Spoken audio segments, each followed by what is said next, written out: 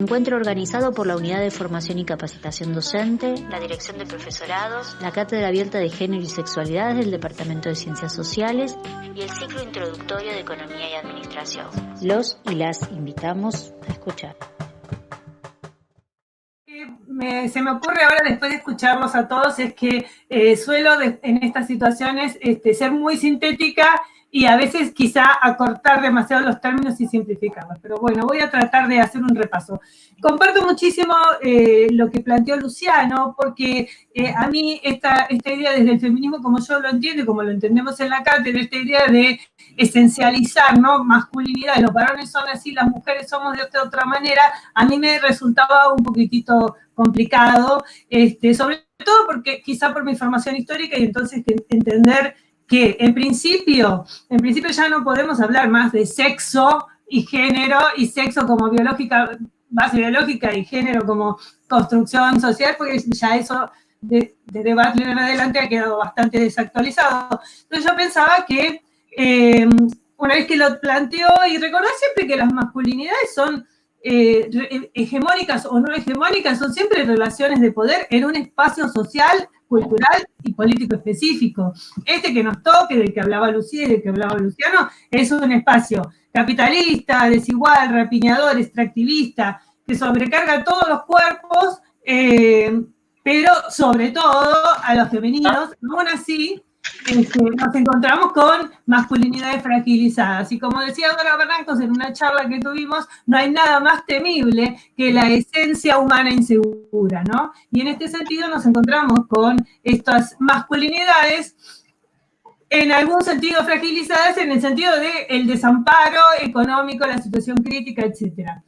Y cuando hablamos de masculinidades hegemónicas en este contexto, que hablamos de una masculinidad blanca, heterosexual, de clase media, es una exigencia altísima que produce enorme cantidad de descontentos y de ni siquiera aún reconociéndose como heterosexuales, varones, tal cual el sexo registral asignado a nacer, aún así cargan con una enorme frustración debido a estos estándares tan altos, y por eso yo hablaba de fragilidad. Pero por otra parte, yo lo voy a hacer bastante corto, yo llegué a este tema desde una incomodidad, supongo que producto de la incomodidad que nos generó a todos el macrismo, que la forma que tenía de interpelar a las mujeres era como víctimas. O sea, si vos tenías un protocolo que victimizaba a la mujer y que además la protocolizaba, entonces ahí eras interpelada. Ahora, desde otro lugar no había interpelación posible. Entonces yo decía, pero ¿cómo hacemos para, desde el feminismo que reivindica banderas de igualdad, de un mundo más equitativo, que no pretende reemplazar una subordinación por otra, ¿cómo hacemos para construir una sociedad? Y una sociedad, y en el ámbito circunscrito de la universidad, ¿cómo hacemos para funcionar cuando de repente cualquier conductas que antes eran consideradas naturales y en las que nos socializamos muchas de las que tenemos mi edad y un poco menos también, en las que eran absolutamente naturales y de repente habían dejado de serlo? Había un sujeto femenino, una subjetividad femenina corrida, y no todas, y un conjunto, yo encontraba un conjunto de varones muy desorientados, que no podían ser catalogados de violentos, ¿sí? Entonces, también pensaba cómo construíamos convivencia dentro de nuestros espacios universitarios, donde había que dar una respuesta a personas que se habían sentido acosadas, quizá vulneradas derechos, sin que eso implicase nuevas exclusiones y sin que eso implicase como decía Lucía, ¿no? Una institucionalización de la resolución del conflicto, quitarle a la persona su propia agencia, ¿no?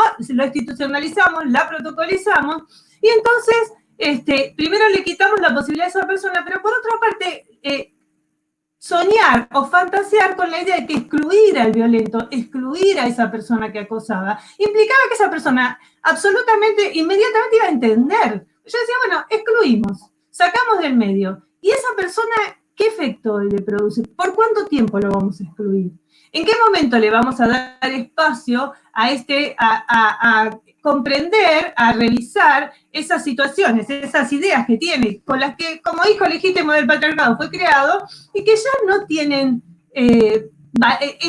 no tienen sustento en esta sociedad, o que por lo menos queremos una sociedad más justa? Entonces, lo que yo encontraba era masculinidades como incómodas, pero sin posibilidad de darles respuesta. Entonces, me parece que es un tema que nosotras debíamos pensar, y que por otro lado también debíamos repensar nuestras, las masculinidades construidas en nosotras mismas. Nosotras las que nos consideramos subjetividades femeninas o feminizadas, ¿no?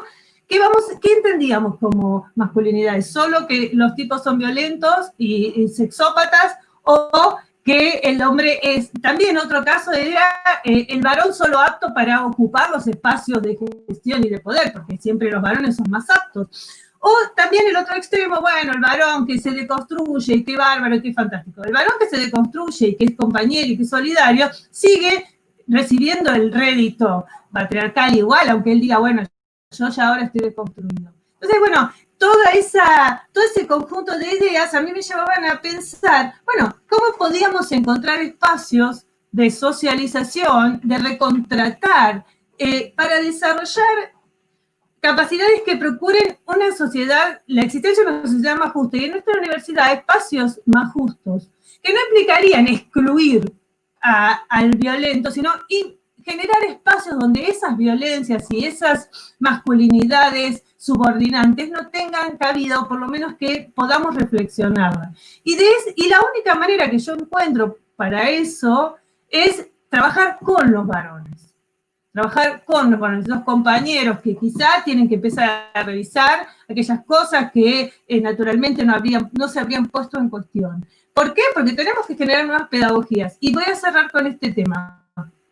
Nosotros en la universidad estamos pensando en organizar las capacitaciones respecto de la ley Micaela, tal como Marisa señaló al inicio, en cuanto a esta actividad.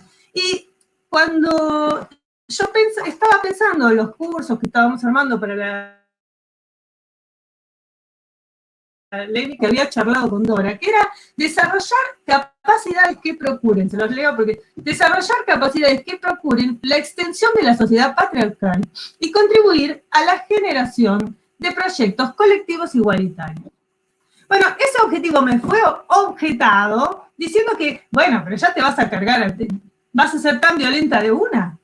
Y yo simplemente lo que estaba proponiendo era una sociedad más igualitaria. Como dice Barrancos, no estamos contra el patriarcado, no estamos contra la muchachada. Y a mí me parecía que eso estaba claro, pero resulta ser que, bueno, que no. O sea, bueno, evitemos el conflicto, y dije, bueno, vamos a correr este objetivo, porque si va a ser un obstáculo, fuera objetivo.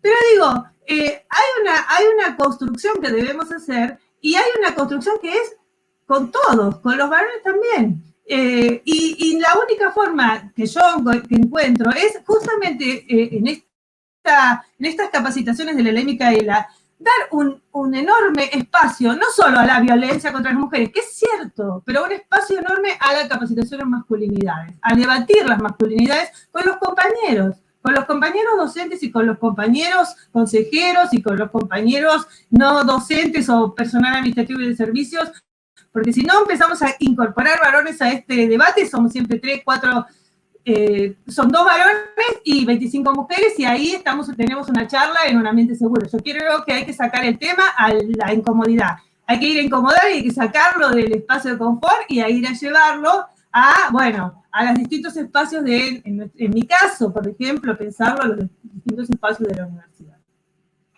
Eso es todo.